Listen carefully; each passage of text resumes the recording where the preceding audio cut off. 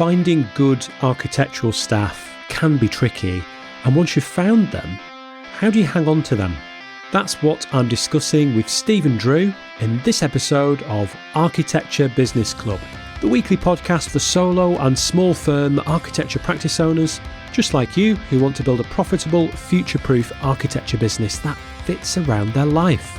I'm the host, John Clayton. If you want to get notified when I release a new episode and get access to free resources and exclusive offers, then go to mrjohnclayton.co.uk/ABC and sign up to my free weekly email newsletter.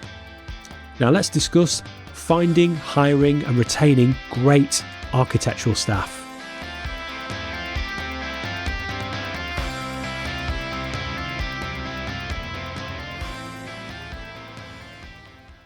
Stephen Drew is the founder of the Architecture Social and Interior Design Social, as well as an ambassador for the Architects Benevolent Society, a fellow of the Royal Society of Arts, and a professional member of the Recruitment Employment Confederation and the Association of Professional Staffing Companies.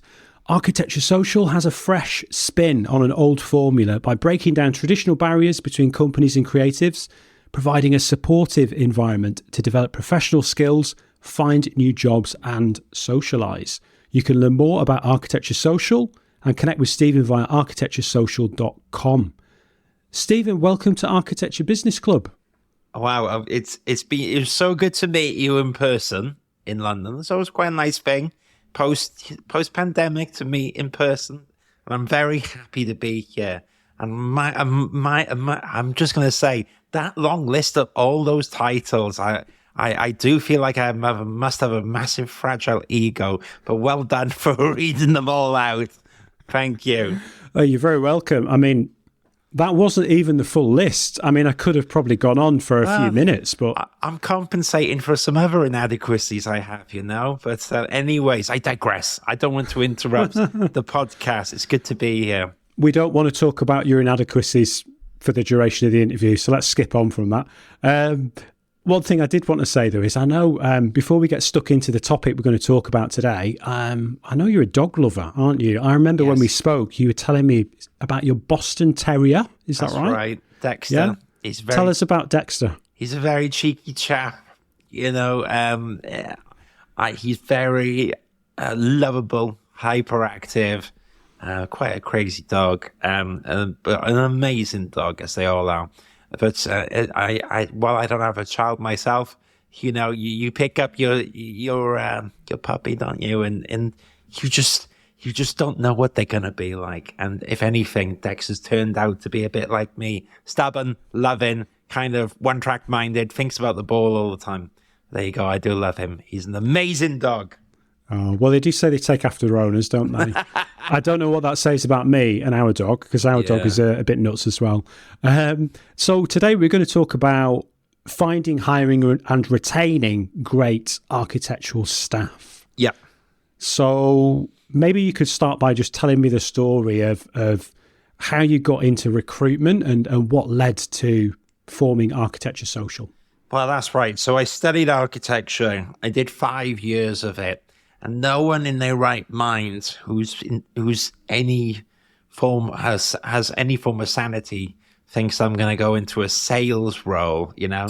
No way. You don't do all that to do that. It's crazy. I just kind of fell into it. And anyone that says they plan to go in recruitment is absolutely full of it, because you just fall into it. It's no one's first choice. I just, at the time, I didn't want to get fully qualified. I didn't maybe have certain excitements that my colleagues who were studying to become architecture did. I loved the 3D modeling. I wasn't sure so interested in perhaps some of the technical detailing. And I just thought, you know what, I'm going to find out what else is there. And the first place I walked into, they were like, hey, you're good at chatting.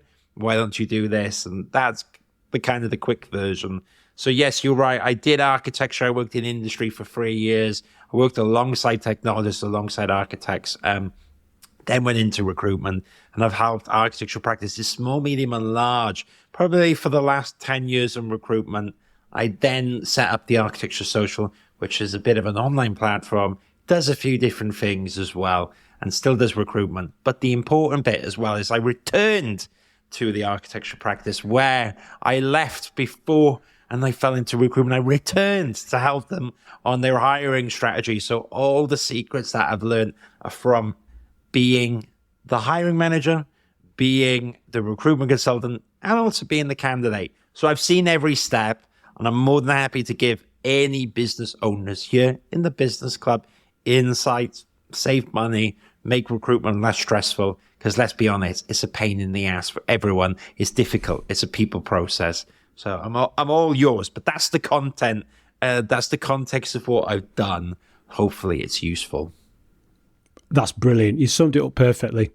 Okay, so what common problems do you see employers encounter when it comes specifically to finding staff? Oh, it's just there isn't really a book on it, right? And if there was, the book is usually rubbish in recruitment, right? And therefore, again, it goes back to what I said. It's a very humanistic process. Things can go wrong for difficult reasons, for many different reasons. You know, recruitment is expensive, full stop. Okay, it's a time sink. You're going to be interviewing people. You can waste time. People can join. They can leave. Okay. And then so that costs you money because it's basically time that you're not doing that stuff.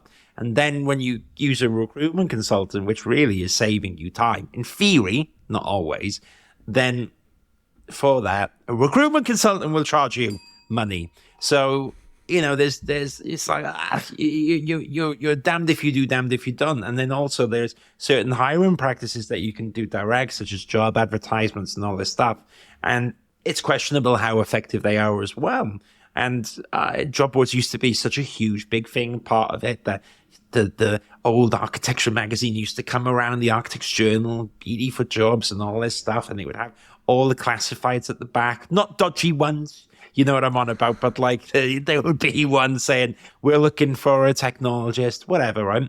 And that's all changed. The landscape's changed. And I think it's quite exciting at the moment. LinkedIn, social media, these platforms, these can all be utilized really well to save you a lot of money and time and stress by starting to have inbound people of interest. And that basically is effectively like online marketing, you know, but it takes time.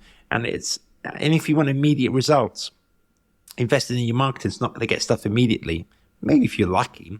However, we have to constantly think about what we're doing. So I'm more than happy to answer any questions on recruitment strategies to save cash, hopefully.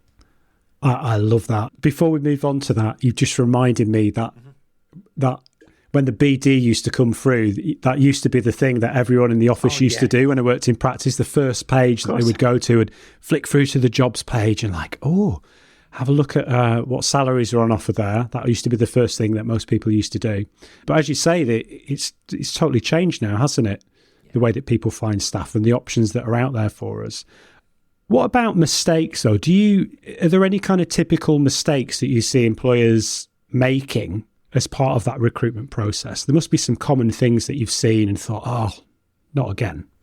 Yeah, the biggest one is that the one that comes to mind anyways, there's quite a few. One that comes to mind is job advertisements are typically very bad, if they're advertised at all. So number one mistake is not advertising your vacancy.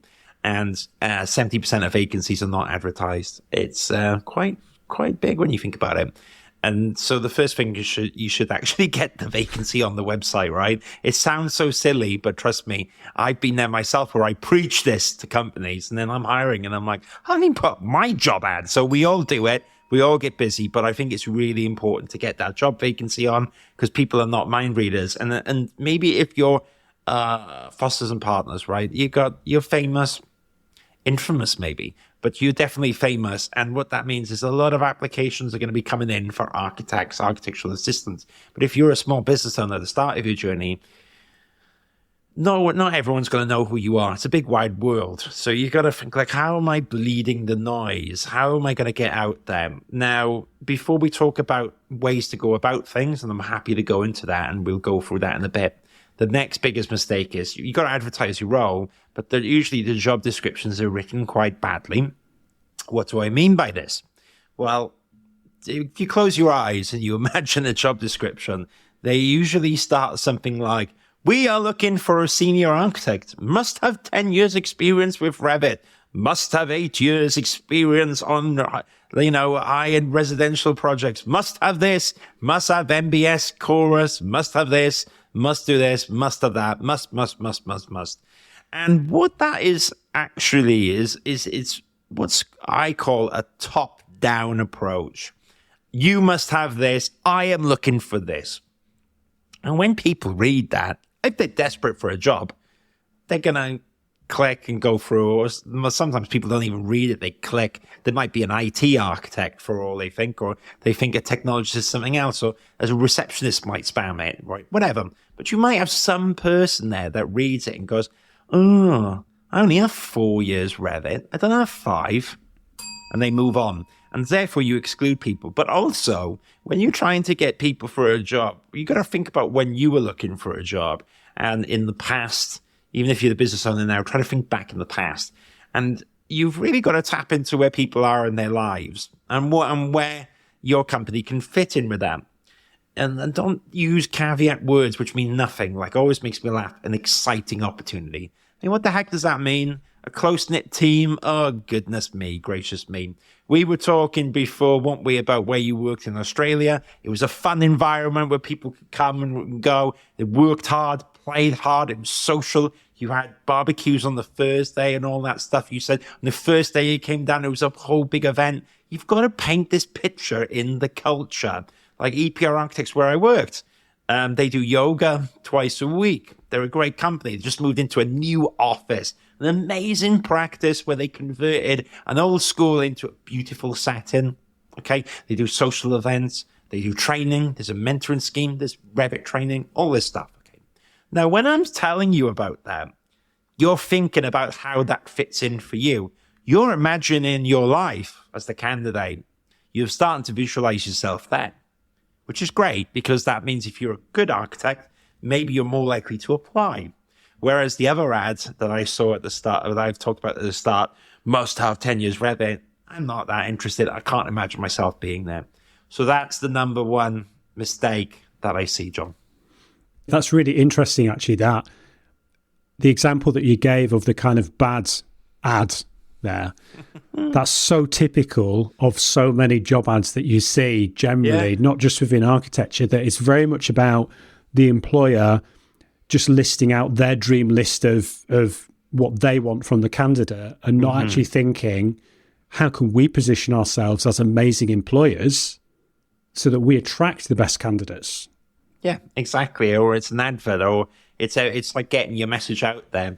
I mean, the other thing people don't think about, and I get it because you're stressed in an interview, you're doing all this stuff, but it's actually a chance for you to sell the company or paint a great picture of it and build up that public the public image, right? And what I mean by that is you may not even hire the person, but if you're nice to them, you show them around a bit, and then you let them down gently. Maybe they go away and go, I didn't get it, but it was a really nice place. Okay, that's one version. Whereas if you tear someone I was going to swear then, but it's not my podcast. But if you tear into someone, they're going to remember, aren't they? Go, I went to that place and this guy just grilled me, absolutely grilled me. Or I was there and we were in the evening quite late and the interview went on for 2 hours and there was just this lady who ripping into me and everyone was still working there. That's not a good presentation. So you need to really think about how people see it. And people talk online, and Glassdoor's there. Although I've got mixed things at the moment, John, how I feel about Glassdoor, because I'm aware of some companies paying to remove reviews, so I'm not too worried about Glassdoor. But you think about your mates who you speak to. They all say who they've interviewed with, what it was like, what they've heard, and you need to be on top of that if you want the best people. So, okay, so let's assume then that there's a small practice out there that's... They're putting a job out because they need some support. They need some an additional architectural staff member. Yep. So they've taken your advice and they've done a red hot job ad that's kind of really selling them as an employer, how fantastic that they are and what the culture would be like there. So maybe they get to the stage then of interviewing some people and have someone they want to hire. what would be the kind of next common stumbling block? Is there any other common mistakes you see when it comes to that part of the actually kind of offering somebody the job and hiring them once you've actually attracted those candidates with that ad?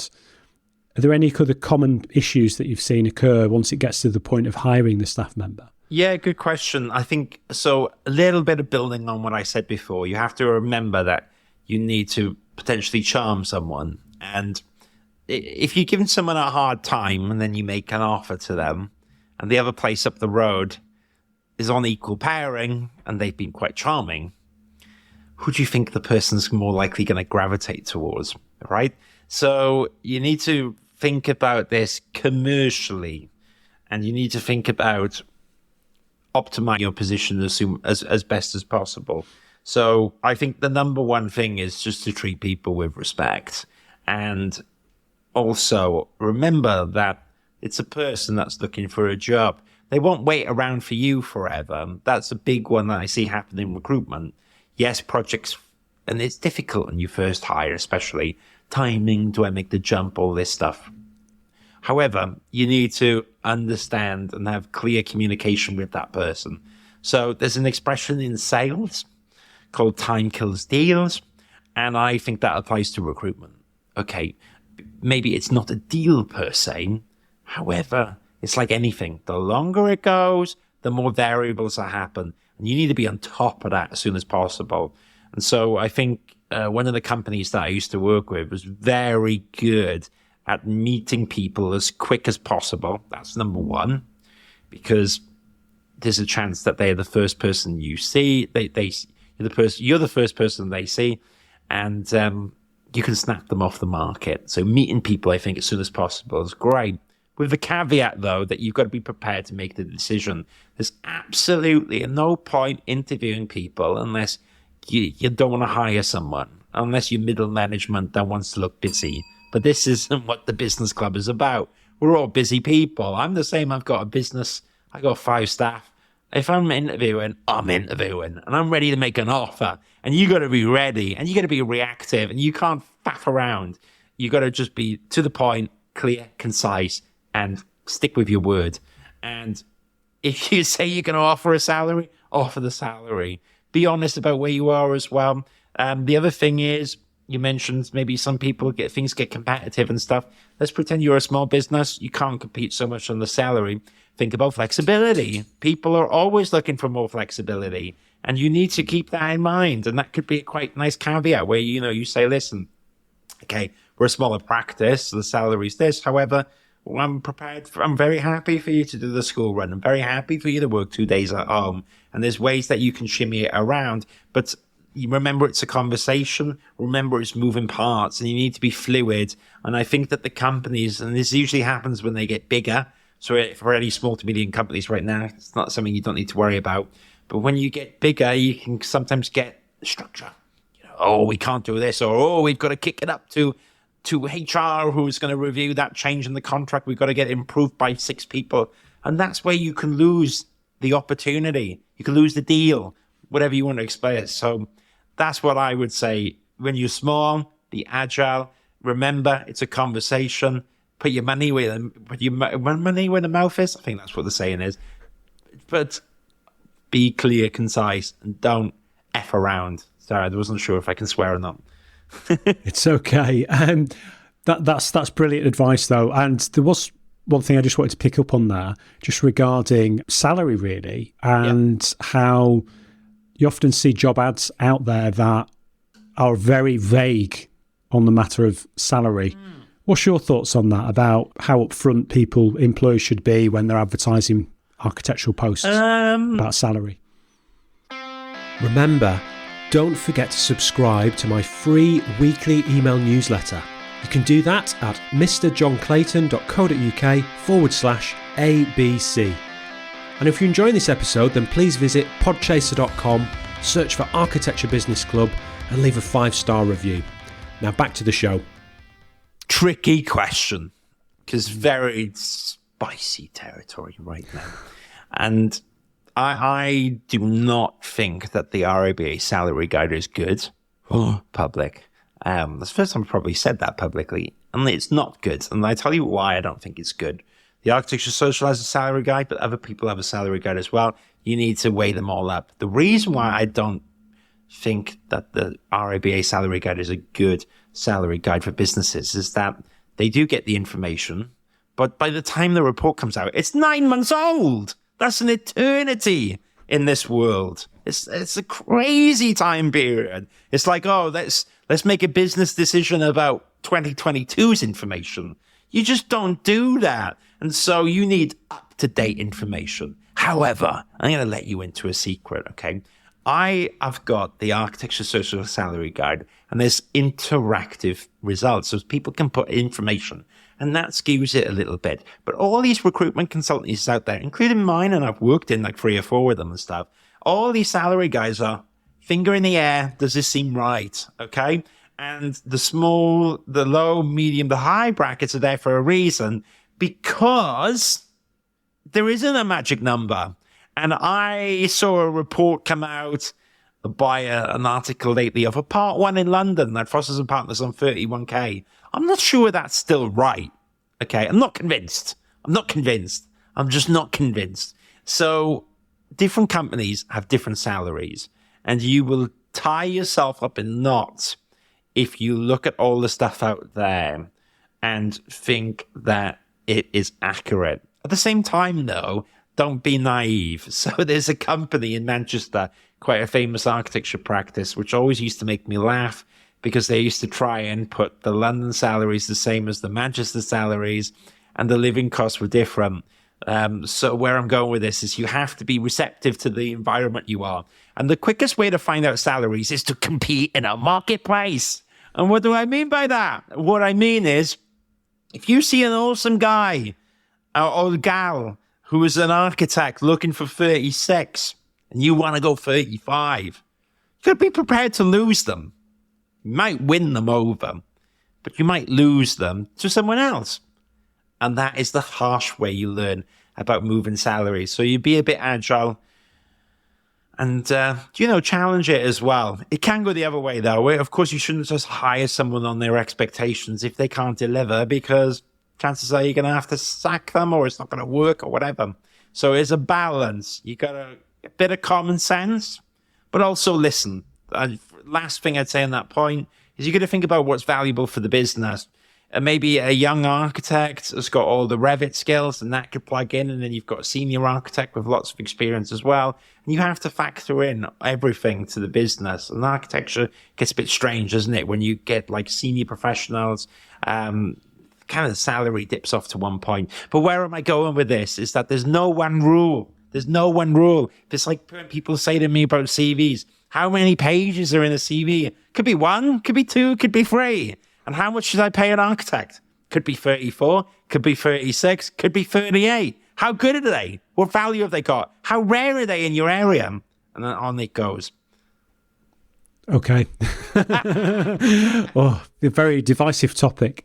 Okay, so if we talked about finding and hiring staff, yeah. I mean, the other thing is retaining staff. I mean, retaining good staff can be an issue for some practices. So why do you think this is the case? Well, what do you think that small practice owners and employers can do about it to retain their good people? Yeah, really good question. I mean, the quickest way to save money on recruitment is keep your staff. There's a caveat with that, though, because, of course, you have to be, it's cruel to be kind in business. And if they're not the right fit, then you have to have a really difficult conversation with yourself in the ugly mirror about letting them go. However, you have to, I think, generally, if you identify a member of staff as being extremely valuable, then having constant conversations with them about salaries, about where things are good. It can go the other way as well, where you go, listen, you add so much value here, which is I just have to be really honest about where the business is and how much money it's been making. I have that conversation all the time in my business, and it's quite hilarious how, if you think about it, how many places have you worked before where they don't talk about money?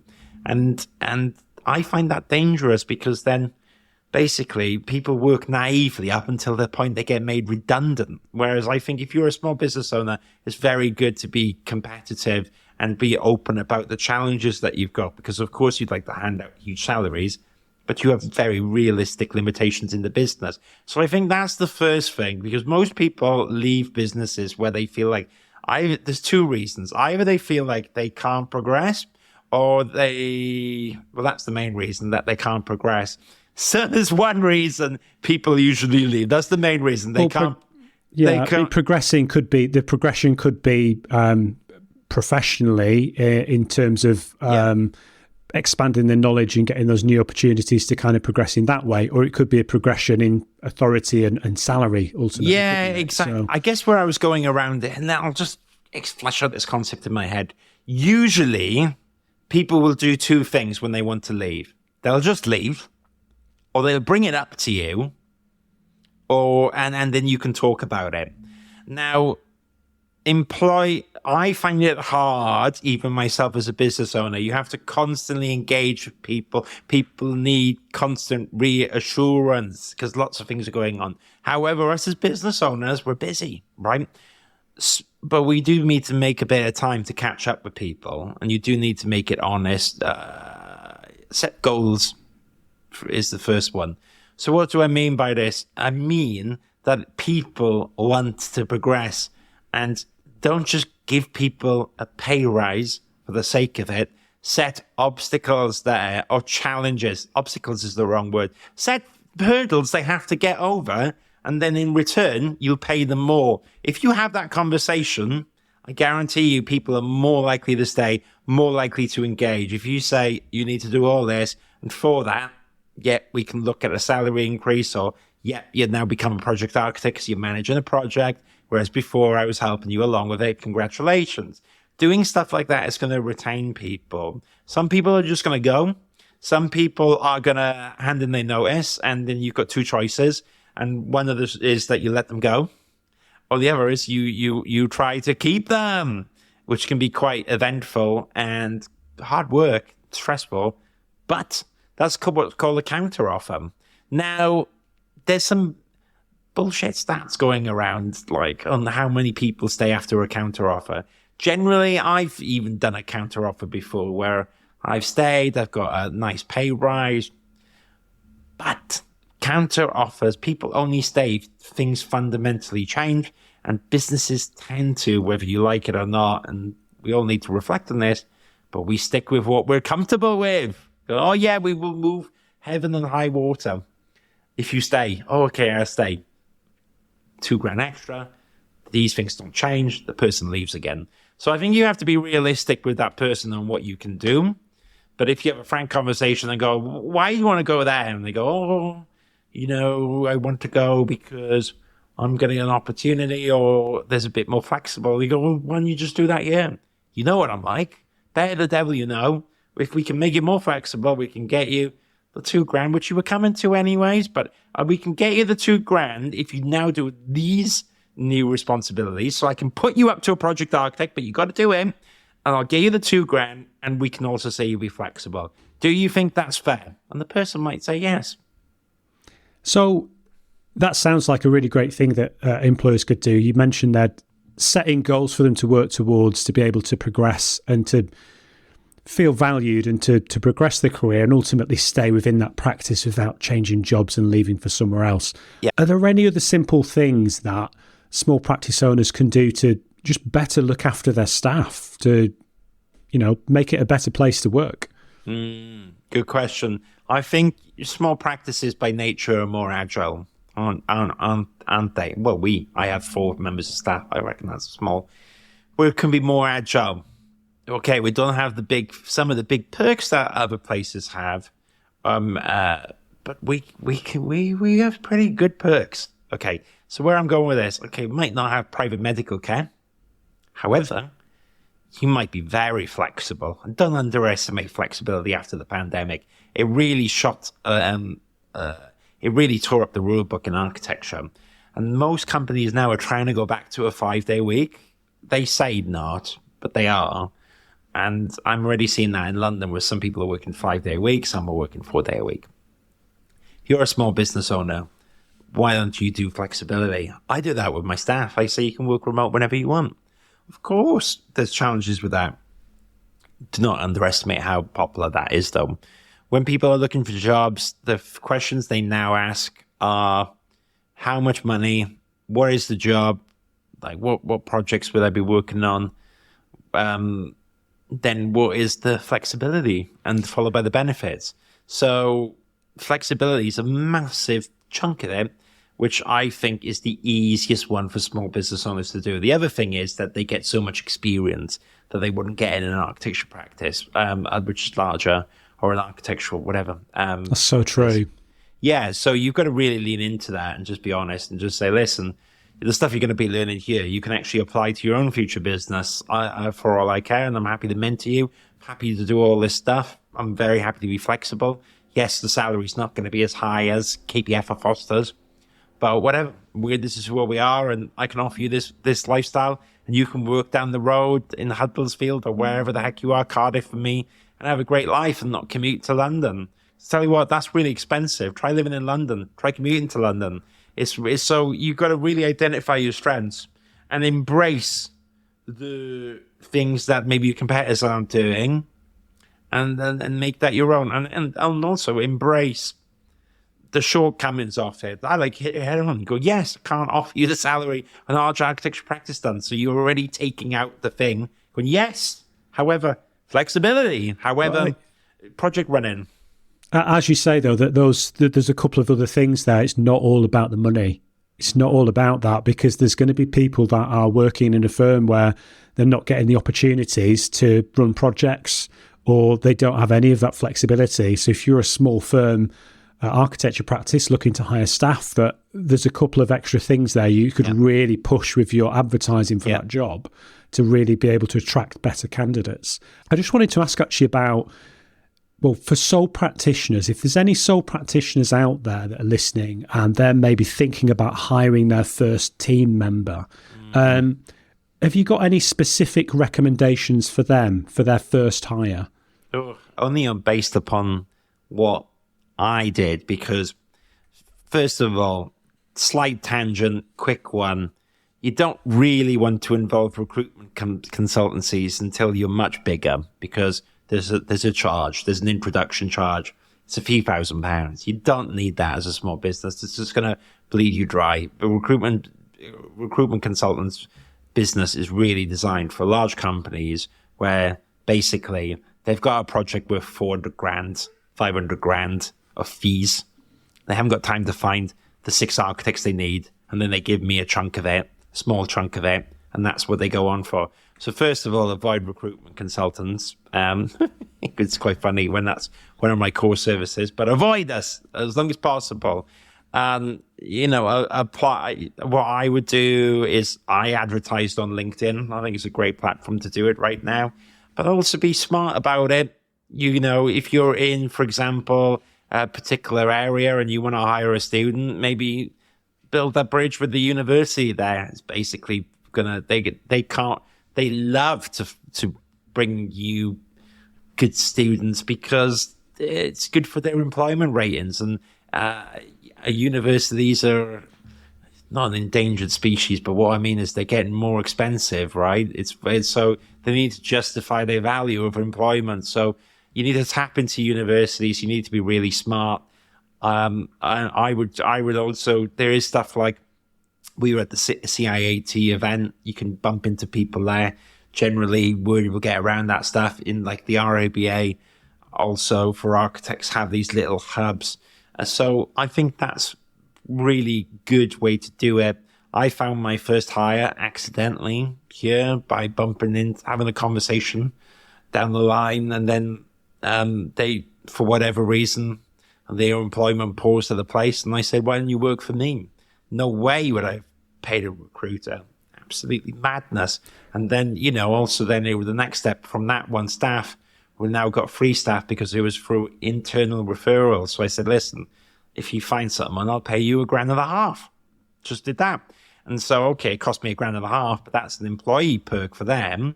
But also, I don't have to pay recruiters £6,000 or £7,000 or whatever it is, Wow, that's good advice. We've covered a lot of ground there. Do you want to try and sum up the main points that we've run through there? So we started off, we talked about finding staff. Yeah. Then we talked about hiring staff. We've talked about retaining staff. And we've talked about some of the common mistakes.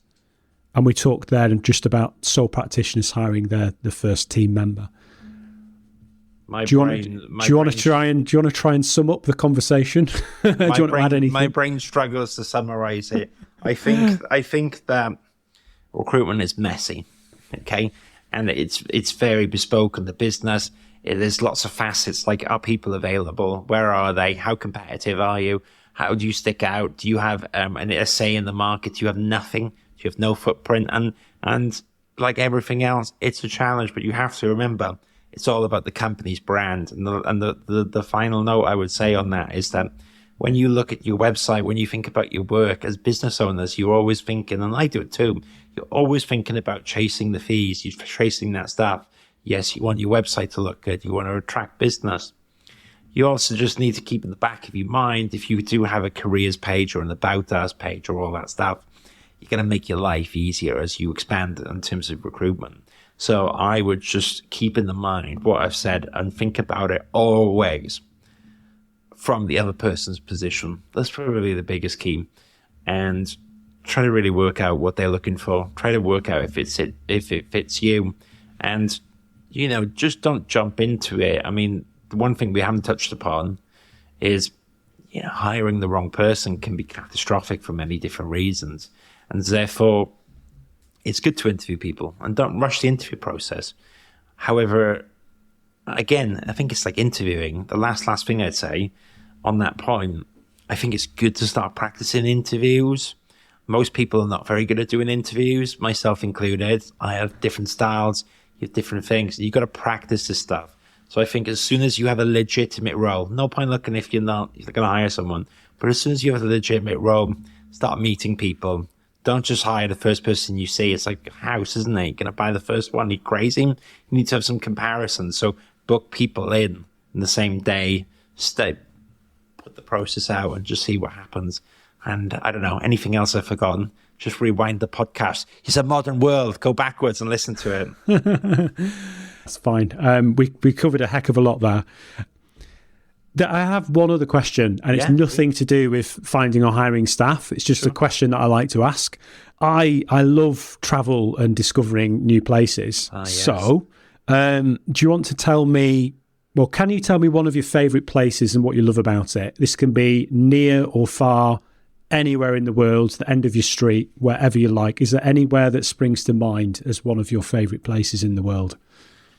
Yeah, good question. One of the recent places which I was surprised myself enjoying so much was Berlin. It's such a cool city with people and totally different than I would have thought. I was very used to going to